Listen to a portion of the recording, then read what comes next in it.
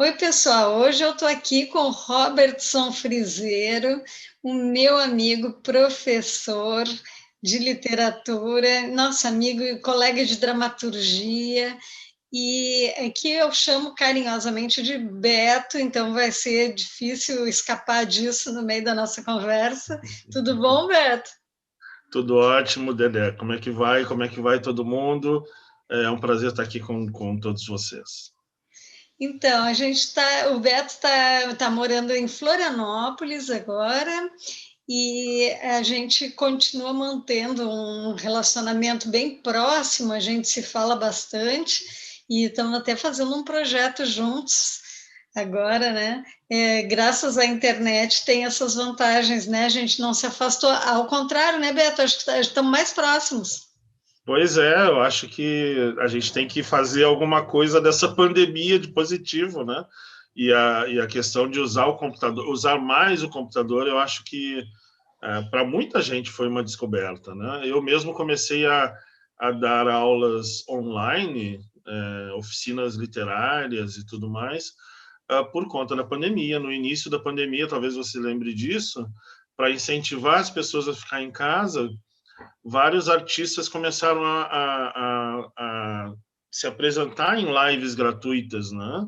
Aliás, isso é bom as pessoas lembrarem, depois de um ano de pandemia, que os artistas foram os primeiros a se colocar na linha de frente, oferecendo seu trabalho gratuitamente para incentivar as pessoas a enfrentar aquela situação completamente nova de ficar dentro de casa, lockdown, pandemia e tudo mais.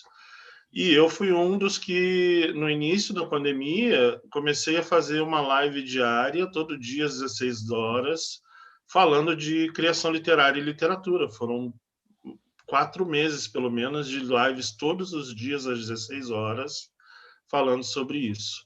E essas lives me deram o retorno que eu precisava para acreditar na possibilidade de, sim, oficinas literárias funcionam num esquema de ensino à distância. Hoje tem vários professores de criação literária, escritores fazendo oficinas literárias à distância por conta de toda essa situação nova, né? Mas para mim foi uma descoberta que veio com a pandemia. Na verdade, assim, esse último ano não foi um ano nada ruim, né, para ti como escritor. Foi um ano bem profícuo, né, digamos assim. É até estranho falar isso, mas 2020 foi um ano ótimo para mim, né? Além de eu começar a trabalhar em EAD com meus alunos e tudo mais, um ano que eu achava que não ia ter publicação nenhuma foi o ano que meu romance saiu no mundo árabe, né? Em janeiro eu recebi a notícia da venda dos direitos, melhor, em fevereiro. Não tinha nenhuma previsão de publicação. Eu achei assim, bom, com essa história da pandemia, a pandemia estourou logo um mês depois. Eu falei, a editora lá do Kuwait vai segurar isso. Em novembro, o livro estava sendo oficialmente lançado na Feira Internacional do Livro de Sharjah, e o livro está sendo um sucesso lá, graças a Deus. Então, assim, a gente tem que... Esse Eu livro conto, aí eu conto do... essa história não por uma questão de orgulho e tudo mais, mas acho que é interessante as pessoas sentirem que momentos de crise, não só pandemia, mas outros momentos de crise, até momentos de crise pessoal, muitas vezes são momentos para a gente se reinventar, descobrir coisas novas e surgir novos caminhos, né? Verdade, claro.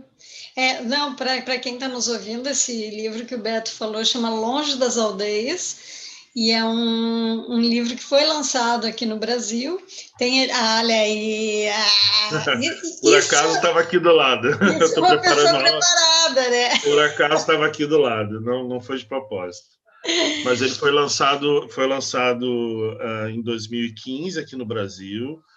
Eu sou muito grato ao livro porque ele teve um sucesso meio inesperado. Ele foi finalista do Prêmio São Paulo de Literatura, finalista do Açorianos, ganhou o prêmio da Associação Gaúcha dos Escritores, foi escolhido pelo Programa Nacional do Livro Didático, né? Então se espalhou por escolas no Brasil todo.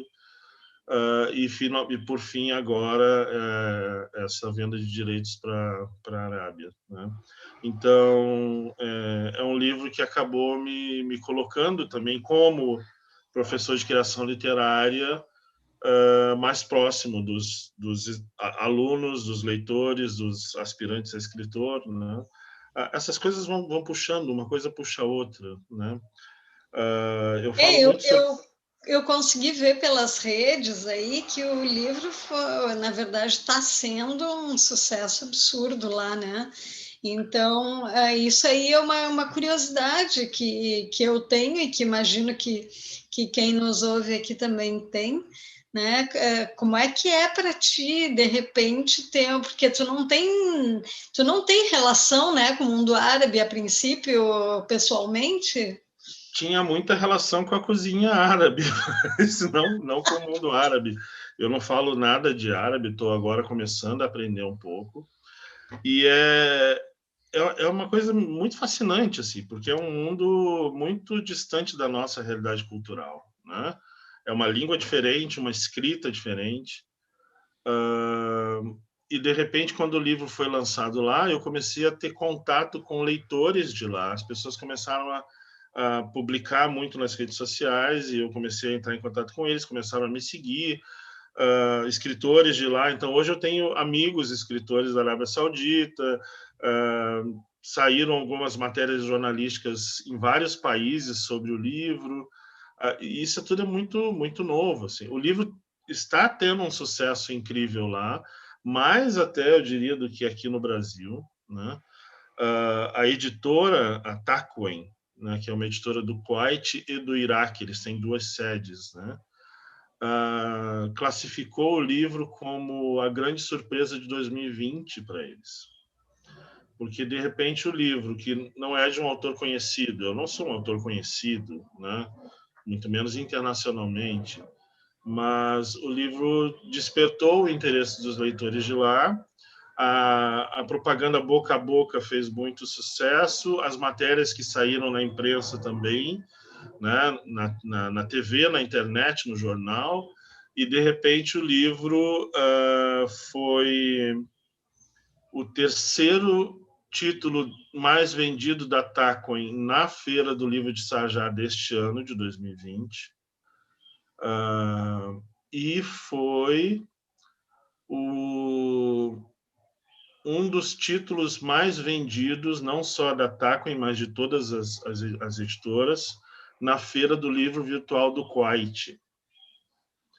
Então, assim, para eles foi uma surpresa imensa. O livro chegou a esgotar a primeira tiragem com 2 meses de divulgação, assim, né? Levando em conta que é um livro que não teve uma repercussão internacional, né? O livro chegou lá com alguma notícia do Brasil, mas também não teve uma grande repercussão aqui no Brasil, de um autor que não é conhecido. Então, isso tudo foi muito surpreendente para eles, né? E é um livro que tem muita sorte. É até interessante, talvez, para os teus seguidores conhecerem a história de como é que esse livro chega na Arábia. Assim. O Gustavo Faraon, que é um dos meus editores da Dublinense, o livro saiu pela Dublinense, foi à Feira do Livro de Sharjah em janeiro de 2020, a convite do governo dos Emirados Árabes Unidos, para uma mesa de negociação. Né? Eles juntaram vários editores independentes do mundo com vários editores independentes do mundo árabe. Então, tinha editores independentes internacionais e editores independentes do mundo árabe para uma mesa de negociação. As editoras internacionais cada uma levou alguns títulos, a Dublinense levou 4 títulos e um desses títulos era o meu. E a Dublinense foi a única editora da América Latina convidada para essa mesa de negociações. Ocorreu a mesa de negociações e um único título foi negociado em toda essa rodada de negociações, que foi justamente o meu livro Longe das Aldeias. Então, eu fico assim, pensando sorte que foi todo esse processo, né? Porque o Gustavo Faraon mesmo falou assim, a impressão que dá é que eu fui para lá vender o teu livro. Tudo foi montado para o teu livro ser vendido para o Kuwait. Não teve mais nenhum outro título internacional negociado com nenhuma outra editora árabe. Só o teu Foi o título. único título da América Latina, na real, então. Não, de todo mundo, de todo o mundo, de toda a rodada de negociações, o único título negociado foi o meu. Meu Deus! E foi negociado com a Taquin, que é uma das grandes editoras do mundo árabe, que publica de tudo. Publica Vitor Hugo, publica Dostoiévski, publica Robertson Frizeiro agora. E aí vem outras sortes, né? O tradutor do livro, o Mark Gamal, que é um egípcio que mora na Espanha, que foi contactado pela Taquin para traduzir o livro. Ele me escreveu depois que ele terminou o processo de tradução, eu não interferi em nada na tradução dele, para dizer assim, olha, eu estava cheio de trabalho, a Taquin me mandou o teu livro, eu coloquei na minha pilha, mas como ele é filhinho, eu resolvi assim, não, vou dar uma olhada. E comecei a ler e não consegui parar de ler e resolvi traduzir ele na frente de todo o resto da fila. E o Mark Gamal é um tradutor assim, ele traduziu para o árabe, ele traduz do português e do espanhol. Ele traduziu para o árabe nomes como Machado de Assis, Gabriel Garcia Marques, outros tantos, Vinícius de Moraes, outros tantos escritores e poetas assim de língua portuguesa e espanhola. Então, assim, o livro chegou lá em ótimas mãos. E um dos retornos que os árabes dão muito para o livro é falar sobre a linguagem, né? Eles gostam muito da linguagem do livro, como o livro... Então, assim, me deu uma segurança muito grande de que o livro realmente foi muito bem traduzido. Então, eu dei essa sorte, meio Paulo Coelho também, né? De encontrar um bom tradutor que pegou o texto e envelopou ele também numa linguagem digna, né? Que os eleitores gostaram. Então, eu me sinto muito seguro nisso. Então, assim, ganha todo mundo, né, Beto? Foram muitas as coincidências que foram levando esse livro a chegar lá, né? E eu estou muito feliz com isso. Assim, claro. Né? E isso abre portas, né, Beto? Abre portas. Sim, recentemente eu tive... Oi, não só para ti, mas para todo mundo, porque imagina a editora tem esse sucesso com uma única negociação que fez, né, com a América Latina, e de repente ela se volta, mas vamos ver que mais que eles estão fazendo por ali no Brasil. Está abrindo portas. Eu sei assim de bastidores, não posso falar o título que é, mas a Dublinense já está negociando um outro romance com eles, na esteira do sucesso do Lojas Aldeias com eles. Eu tive um contato recentemente com um agente literário lá da Arábia Saudita. Vejam como é que são as coisas, né, pessoal? Eu não tenho agente literário no Brasil, ninguém ainda comprou meu passe. Já mandei e-mail para alguns, ignoram, não respondem nem o e-mail. Assim. E aí me chega um agente literário da Arábia Saudita e me diz o seguinte, olha, queremos muito publicar um livro teu, qualquer que seja o teu próximo título. Inclusive, se você quiser mandar antes de conseguir uma editora brasileira, a gente tem interesse. Então, assim, é tudo muito surpreendente e essas oportunidades vêm, né?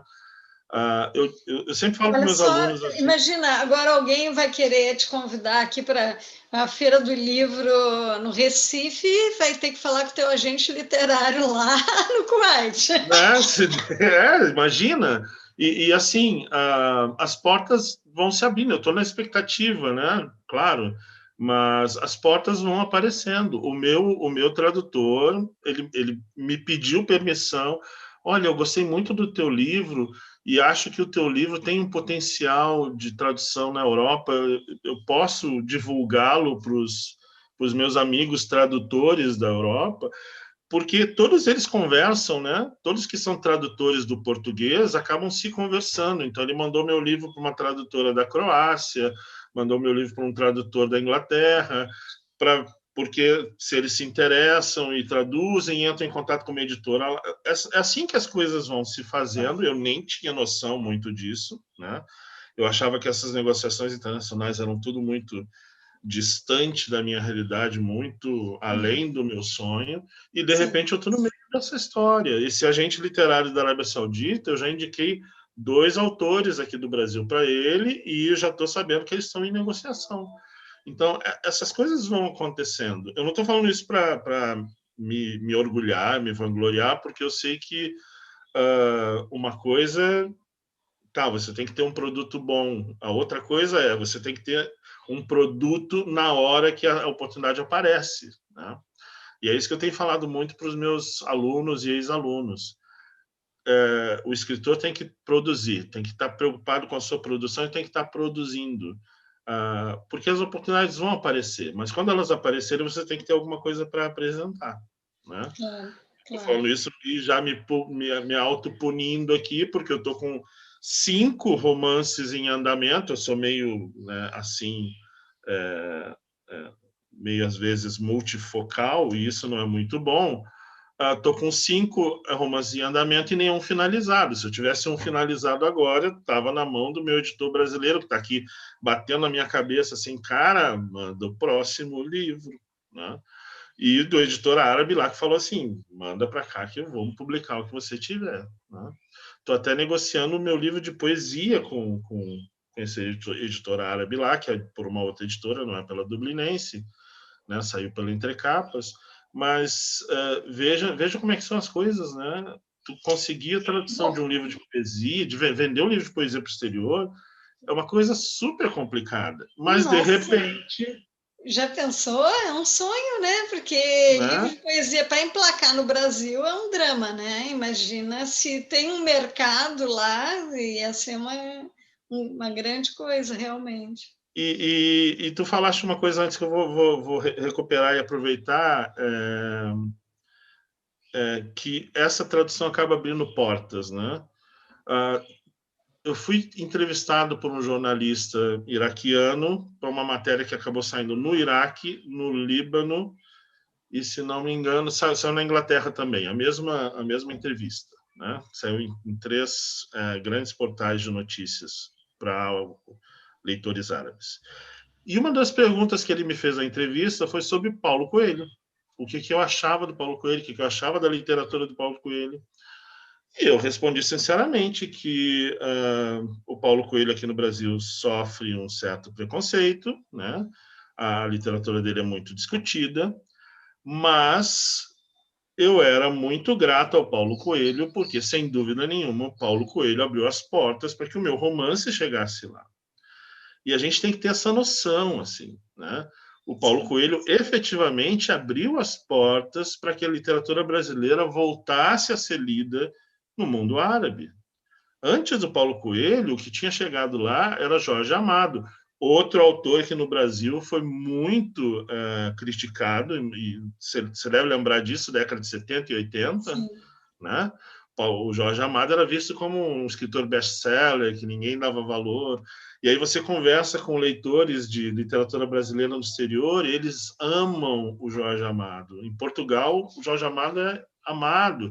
Aqui, agora, estão redescobrindo o Jorge Amado na academia. Mas ele era muito criticado. Ele era criticado como Paulo Coelho é criticado hoje. Eu tenho minhas reservas com Paulo Coelho, mas sou muito grato a ele por ter aberto essa porta. E, com certeza, quanto mais autores brasileiros chegarem lá, e os leitores do mundo árabe, que leem muito, recentemente saiu uma pesquisa sobre leitura, o Brasil, a média de leitura era 5, não quero mentir, mas 5,2 livros por ano, enquanto a média na Arábia Saudita, por exemplo, era de 8,6 livros por ano. Isso é média, né? A gente sabe. Mas então, assim, eu acho que essa média aí no Brasil, acho que é muito, muito alta, hein, para te dizer, porque eu acho que as tem umas pessoas figuras tipo, porque tem umas figuras tipo Dedé e Robertson fizeram que leem 20 livros no ano, então aumenta um pouquinho, né? Mas mas assim, olha, tem muita gente que não chega eu a ler um percebo, livro. pois é, eu percebo pelo público árabe com quem eu entrei em contato e tudo mais, eles dão muito valor ao livro, muito valor à literatura. As emissoras de TV do mundo árabe têm programas e programas, não é um só. Vários programas sobre literatura. Um deles, inclusive, abordou o meu livro, numa matéria de mais ou menos 10 minutos. Então, assim, Nossa. 10 minutos de televisão no Brasil para falar de um livro, só claro. se você for ex-BBB, né? E nem assim tu vai conseguir. E é uma matéria até que eu tô um tradutor está acabando de legendar para eu publicar essa matéria que saiu na TV de lá, num programa só sobre literatura, onde a apresentadora fala muito profundamente do livro, você sente que ela realmente leu o livro, interpretou, gostou, não é uma coisa só para aparecer, né, rapidamente uma citação em cima de um press release, não, ela pegou o livro e o livro é apresentado ali. Né? Então, essas coisas vão te mostrando a importância que a leitura tem lá. E é tão legal a gente falar nisso num momento em que no Brasil estamos tendo que lutar para que o livro não seja taxado com mais impostos, né? Nesse nosso país, que é um dos que mais tem imposto no mundo e um dos que mais tem um sistema de taxação complexo, é o Brasil, né? Um dos últimos no ranking. A gente falar sobre isso quando a gente vê que em outros países a leitura é parte do cotidiano, é parte da vida deles, né? Eu acho que no Brasil a ideia era queimar os livros, né? Mas como não está dando... Como está dando, eles vão queimar nas taxas, né? Pois é. Beto, olha só, na verdade, isso tudo que tu está nos trazendo uma coisa absolutamente incrível, maravilhosa, mas a razão que eu te chamei para essa entrevista pandêmica é porque tu está trazendo uma coisa muito nova. E tu tá sempre inventando umas coisas muito legais, eu adoro isso, sabe? Porque sempre tem uma novidade, sabe? Como as oficinas, eu fiz uma oficina de microliteratura com o Beto, que foi incrível, maravilhosa, né? A gente viu vários gêneros literários na oficina, foram 4 encontros maravilhosos, foi muito legal. E que virou um projeto depois no Instagram, né, que está a todo vapor, que é o Literatura Mínima. Sigam no Instagram, onde eu publico a produção dos meus alunos e de quem mais estiver produzindo literatura minimalista, né? Anotem ali, @literatura mínima. @literatura mínima, é fácil de achar no Instagram. E assim, com menos de 3 meses de existência, nós já estamos com 350 seguidores e mais de 400 textos publicados. Isso é uma maravilha, né? E textos de muita qualidade. Não é porque eu sou o cabeça da história, mas eu me entusiasmo como leitor, assim. Os textos são muito bons. São muito bons, é verdade. Mas vamos falar então da outra novidade, que eu acho que é interessante, Beto, que pode servir para muita gente. Uma coisa louca, gente. É um clube. É um clube, né, Beto? Pois é. É um clube de criação literária. O que aconteceu? Né? Eu tive problemas envolvendo a questão das minhas aulas, das minhas oficinas, e eu comecei a perceber também que eu despendia um esforço enorme para poder formar turmas para as minhas oficinas. Era um esforço imenso, não de preparação de aula, que essa é a parte mais divertida, não de dar as aulas também, mas de arregimentar alunos, né? Eu tinha que fazer uma intensa campanha de divulgação nas redes sociais, sendo que eu acabava limitado nas minhas redes sociais, nas pessoas que seguiam as minhas redes sociais, né? Cheguei a fazer um impulsionamento de algumas campanhas, mas o resultado não é muito significativo. Eu não tive muitos alunos que chegaram até mim por conta dessas campanhas. A maioria chegavam porque ex-alunos recomendavam os cursos. É muito específico, né? É muito específico, eu né? sinto a mesma coisa com o meu curso de produção cultural, sabe? Exatamente. Não adianta eu chegar no Instagram, por exemplo, e fazer uma publicação, promover uma publicação num tema como criação literária, porque para achar pessoas que querem escrever, que gostam de escrever e que estão preocupadas com uma formação, porque muita gente quer escrever, gosta de escrever, mas, né, não se preocupa, não pensa que o escritor tem que estar sempre em formação. Ou tem medo, Beto. Eu percebo que tem gente que tem medo também. E diz assim, mas eu vou fazer, daí vou ter que me expor. E daí, se é um ex-aluno, vai dizer assim, não, mas é muito tranquilo. Vai com ele, vai tranquilo. As aulas com ele são ótimas, tu não precisa sair escrevendo coisas maravilhosas. Né? Qual então, foi a minha grande sacada nessa história? Existe uma coisa chamada mecenato. Talvez muita gente não conheça o termo, vem de mecenas, né? Mecenas. Acho que quem segue aqui o canal conhece. Conhece. Mecenas é aquele senador romano que, muito amante das artes, resolveu começar a financiar artistas. Então, o termo ficou de mecenato. O Renascimento italiano foi quase todo construído em cima de mecenato. E, modernamente, o mecenato ganhou a força do financiamento coletivo. Então, alguns artistas já estão usando o financiamento coletivo como uma forma de mecenato, porque alguns sites de financiamento coletivo tiveram a luz de não só fazer campanhas pontuais, mas também fazer campanhas com doações mensais. E eu sou um apoiador de um financiamento coletivo desses, de um cartunista aí de Porto Alegre, chamado Pedro Leite. Eu sou muito fã do Pedro Leite. Tive a oportunidade de conhecê-lo pessoalmente. Ele tem um trabalho incrível com quadrinhos. Eu estou com o quadrinho dele aqui na mão, só um pouquinho. Desculpe, sei que é horroroso ficar levantando no meio da live. Só para mostrar aqui, né? Isso aqui é uma revistinha dele, da Sofia e Otto, são esses dois personagens aqui. Né? São dois irmãos. Então vejam que é super inclusivo, né? A Sofia negra, é muito divertido e muito socialmente responsável assim, o trabalho do Pedro Leite. Então eu apoio o trabalho do Pedro Leite, até aparece aqui na lista de apoiadores lá no final, Robertson Frizeiro.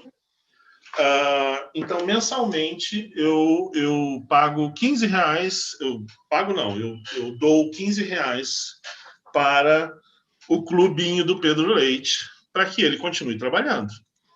Então, é uma maneira de garantir que aquele artista vai ter uma renda mensal e que vai continuar fazendo o seu trabalho. Eu também eu apoio o Alan Sieber, que tem o meu querido diário, e que também está no Apoia-se também. É bem legal o trabalho. É bem interessante que o Pedro Leite ele tem um contato muito legal com os leitores, ele sempre passa material exclusivo ou antecipa o material que ele vai publicar primeiro para o pessoal do clube, enfim.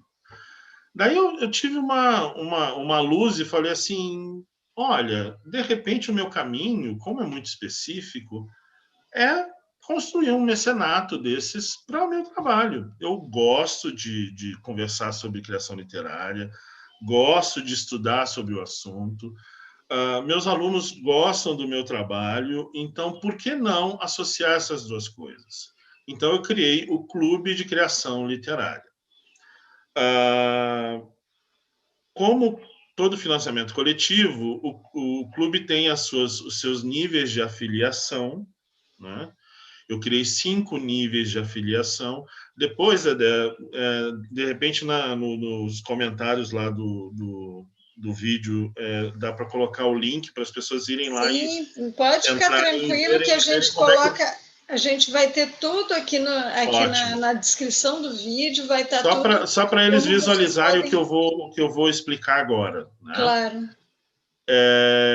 Eu criei 5 níveis de afiliação, então tem uma afiliação afetiva no valor de R$10, uma afiliação bronze no valor de 50, uma afiliação prata no valor de 100, afiliação ouro no valor de 150, e fiz uma mais humorística, que é a afiliação Vibranium, no valor de R$ 500, né? Então, para cada uma dessas afiliações, eu criei uma contrapartida, uma recompensa para o meu mecenas, né?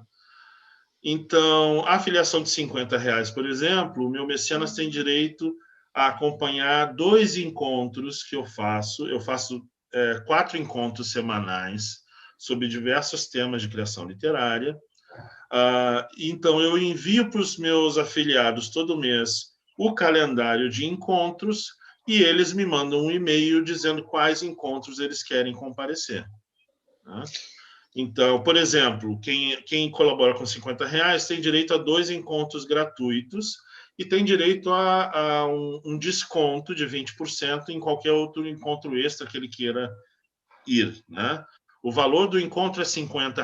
Então, para quem doa R$ 50 no mecenato, é muita vantagem. Você está praticamente cortando pela metade, né, o valor de 2 encontros que você teria. Além disso, tem outras recompensas, sorteio de mentoria literária, que é um outro serviço que eu presto, né, de trabalhar o projeto do escritor diretamente, com reuniões.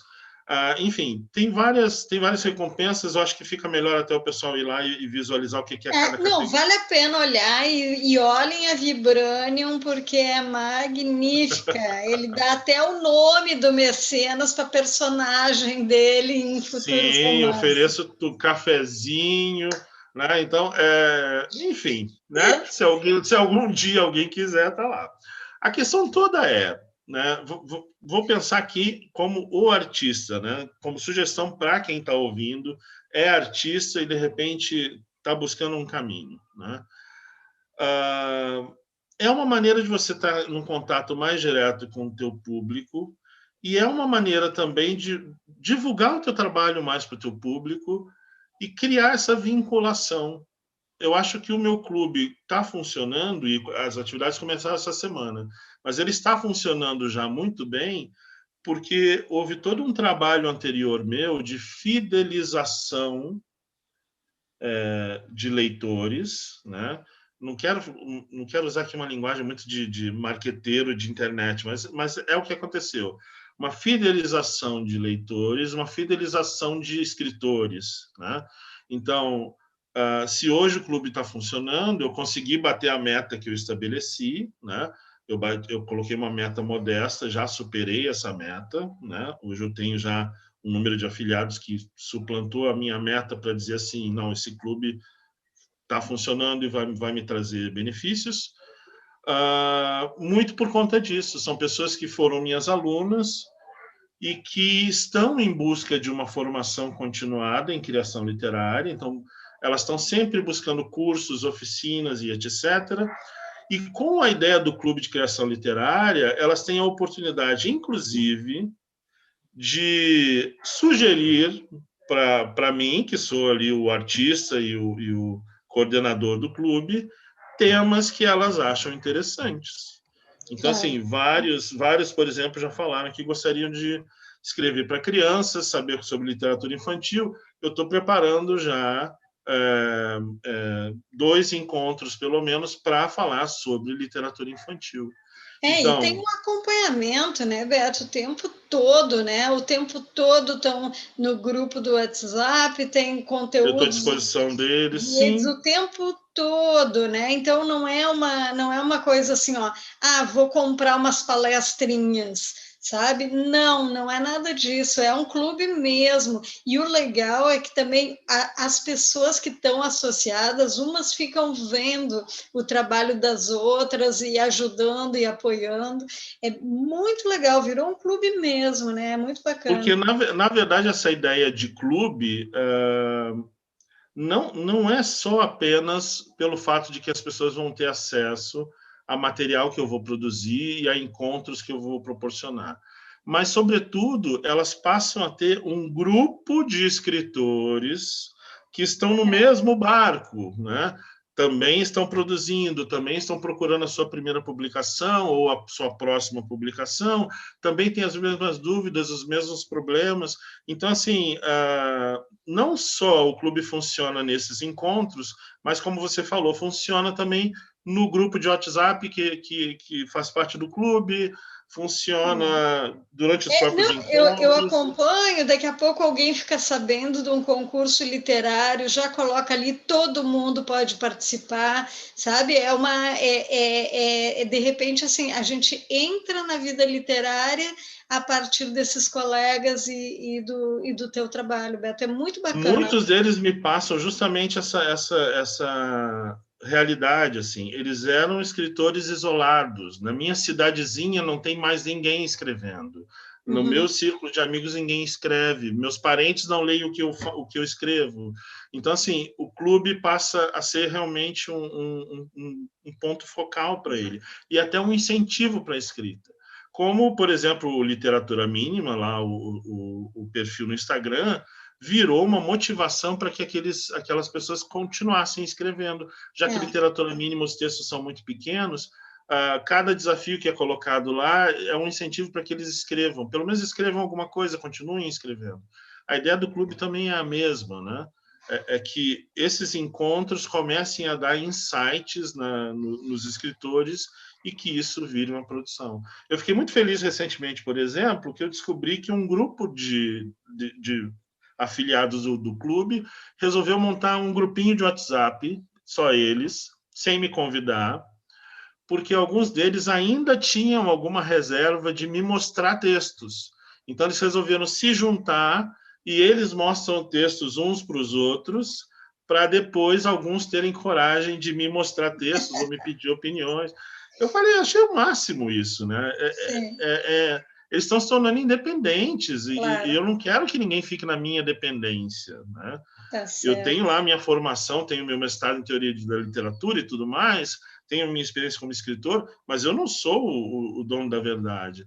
E isso é muito fascinante para mim, ver que eles estão se mobilizando por conta dessa ação.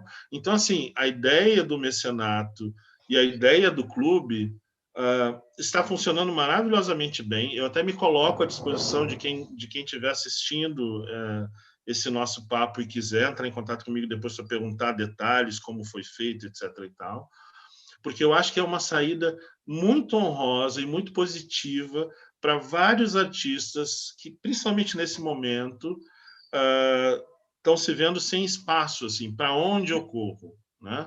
As pessoas estão muito mais propensas a ajudar a cultura do que a gente às vezes imagina, né? E o que a gente está pedindo não é uma ajuda ou uma esmola. Não, eu estou oferecendo meu trabalho e tem pessoas que apoiam o meu trabalho. Beto, nosso tempo está estourando aqui, então eu te agradeço muitíssimo. Tem tudo sobre o curso aqui e como contactar o Beto. Então, o Robertson Freser, né? Então, muito obrigada por aceitar o nosso convite e vamos continuar em contato, né? Sempre às ordens. E não vamos dar spoiler do nosso projeto aqui, porque futuramente tu volta. De jeito nenhum. Um abraço para todos, viu? E eu estou à disposição de vocês. Tchau, tchau. Beijo para vocês aí. Até a semana que vem. Tchau, pessoal.